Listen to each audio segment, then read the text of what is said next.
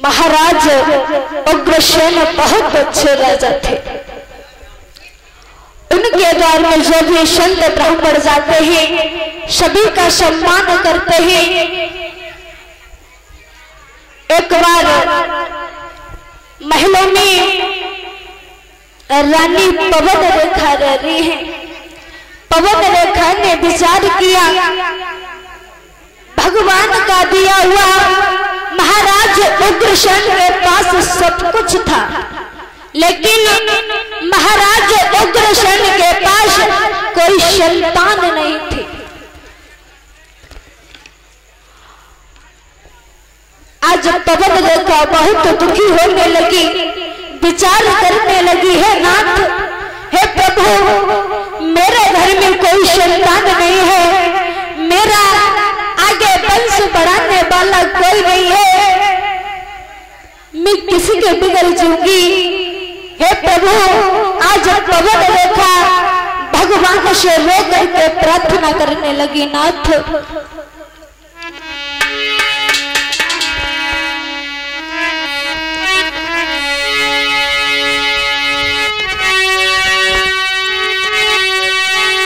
बंसी वाले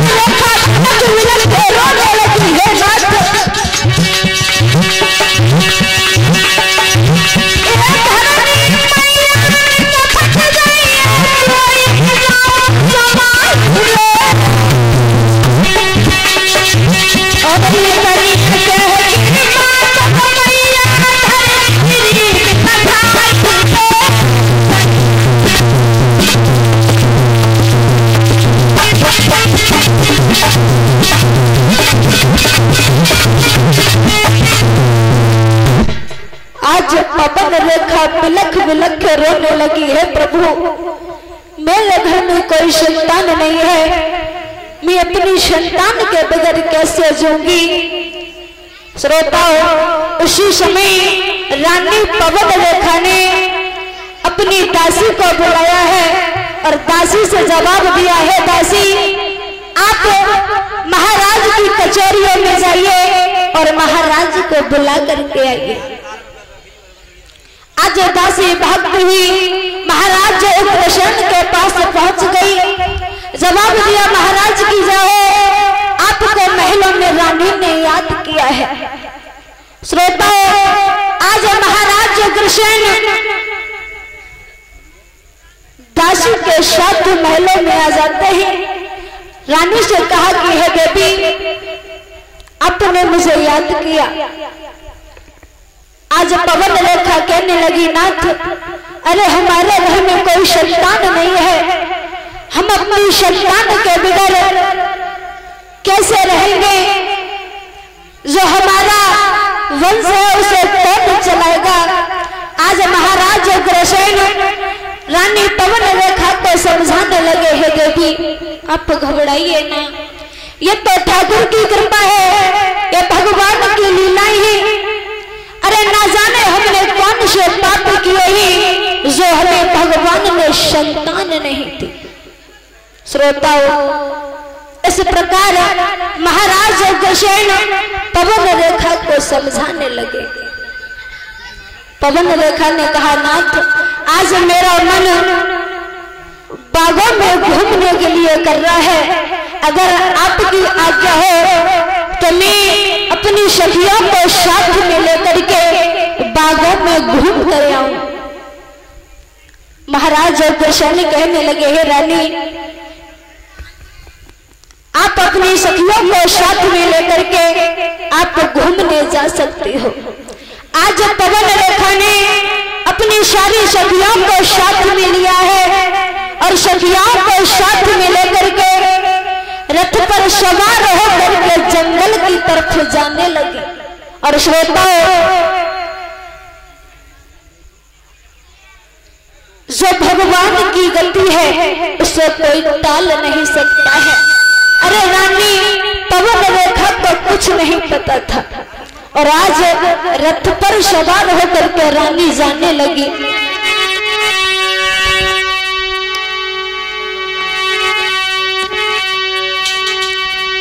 रथ लियो सजाई घूमने रानी आई।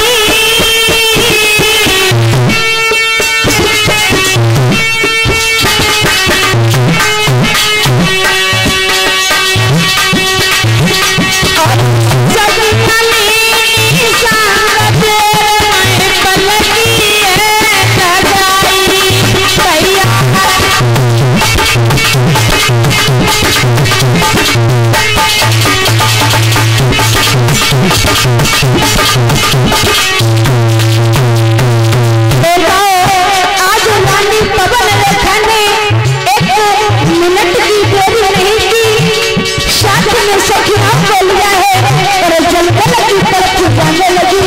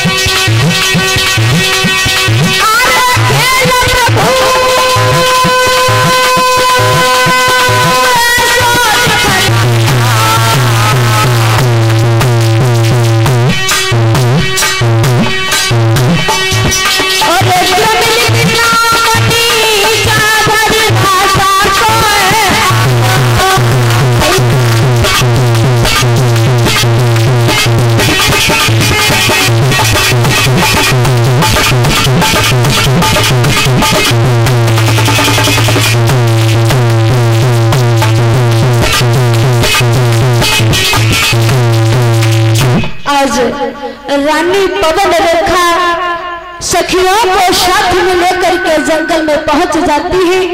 रानी उस जंगल में द्रमिल नाम का एक राक्षस रहता था।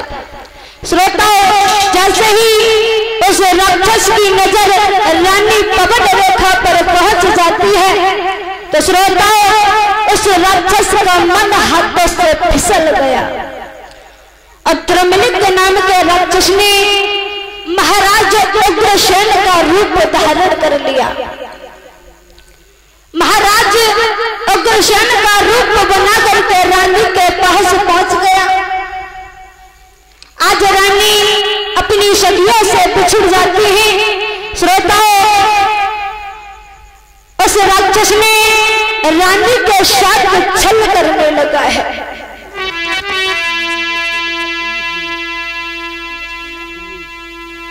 और इसी के बीच उमेश डीलर 101 रुपए देकर के सम्मानित कर रहे हैं।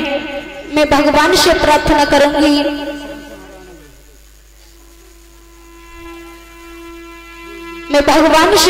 करूंगी ऐसे भक्तों के हाथ हमेशा धर्म क्षेत्र की तरफ बढ़ते रहें। भगवान समृद्धि प्रदान करे।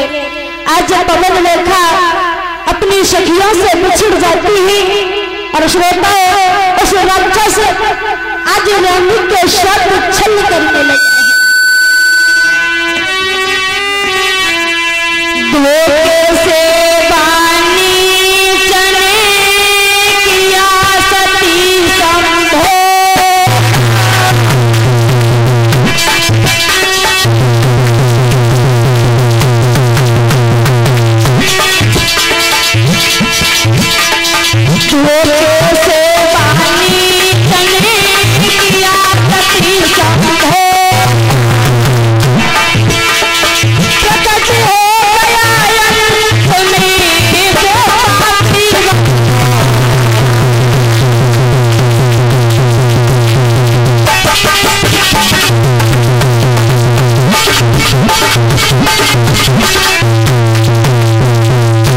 आज द्रमलिक नाम के राक्षस ने रानी पवन रेखा के साथ बहुत बड़ा छल कर दिया।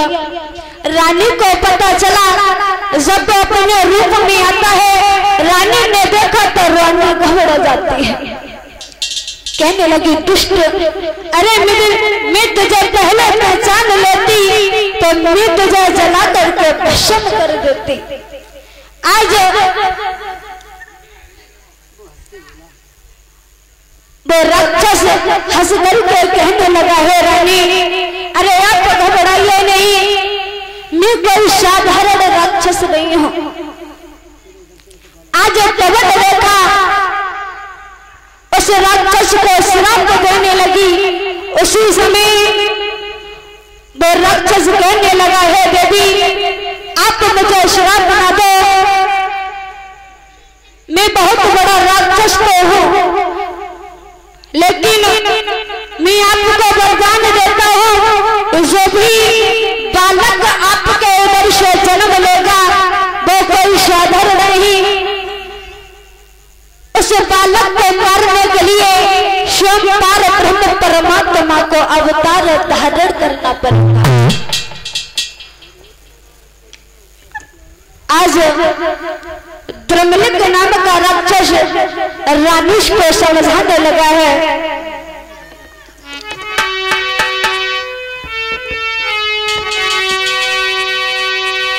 मेरे समान योद्धा होगा कोई भी जीत ना पाएगा, कोई भी जीत ना पाएगा।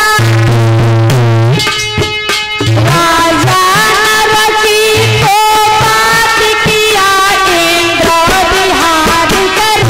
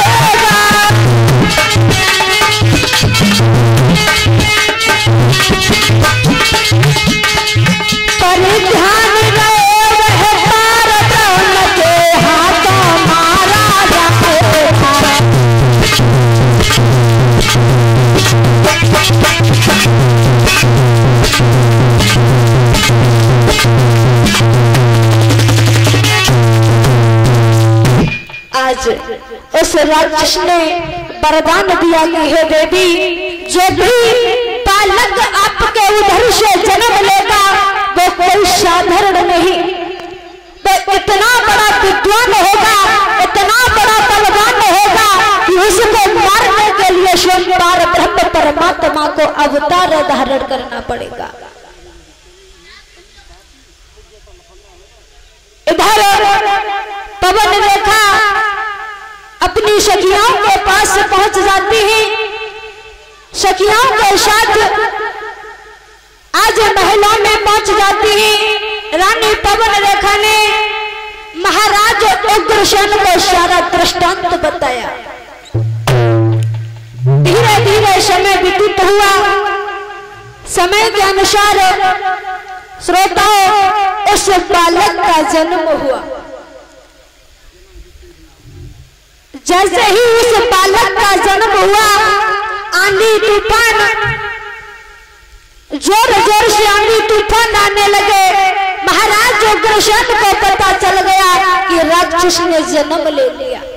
महाराज उग्रसेन कचहरियों से भागते हुए और महलों में आ जाते हैं। श्रोताओं, महाराज उग्रसेन ने उस बालक को एक संदूक में बंद किया और यमुना में बहा दिया। इधर जो महाराज सूर्यसेन बटेश्वर के पास सोड़तपुर गांव था। महाराज सूर्यसेन सोड़तपुर में राज्य करते थे। एक दिन महाराज सूर्यसेन यमुना मैया में स्नान बना रहे हैं और स्नान बनाते समय महाराज ने देखा कि एक सिंदूक बहता हुआ जा रहा है। सूर्यसेन ने उस सिंदूक को उठाया और खोल करके देखा तो उस सिंदूक में एक बालक था। आज सूर्यसेन इतने प्रसन्न होने लगे, कहने लगे वाह प्रभु तेरी तो लीला ही निराली है। प्रभु आज तुम्हारी कृपा से मेरे पास एक बेटा था और प्रभु ने मुझे दो बेटे दे दिए। सूर्यसेन उस बालक को लेकर के अपनी रानी के पास पहुंच गए। रानी ने देखा तो बहुत प्रसन्न हुई। महाराज सूर्यसेन के दो पुत्र थे। बड़े बड़े विद्वानों को बुलाया गया, संतों को बुलाया गया। उस बालक का जब नामकरण संस्कार किया तो श्रोताओं उसी बालक का नाम कंस रखा गया। इस प्रकार कंस का जन्म हुआ।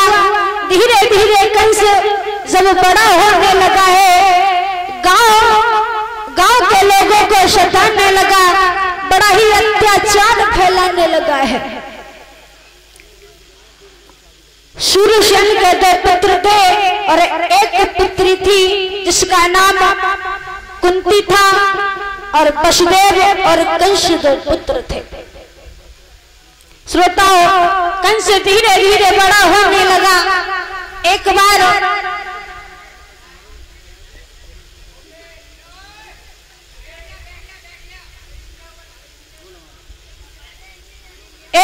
कंस अपने सखाओं के साथ जब खेलने जाता है,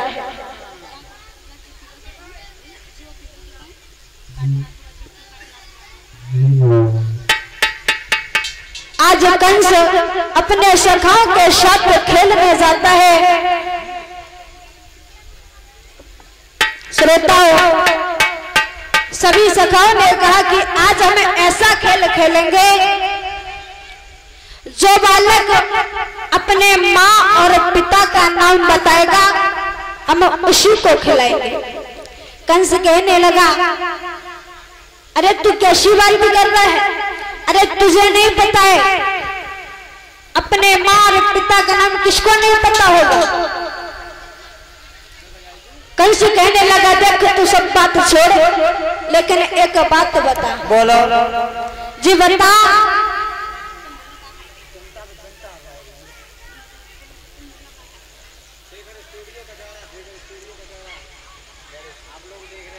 बोलो भैया क्या कर रहे हो?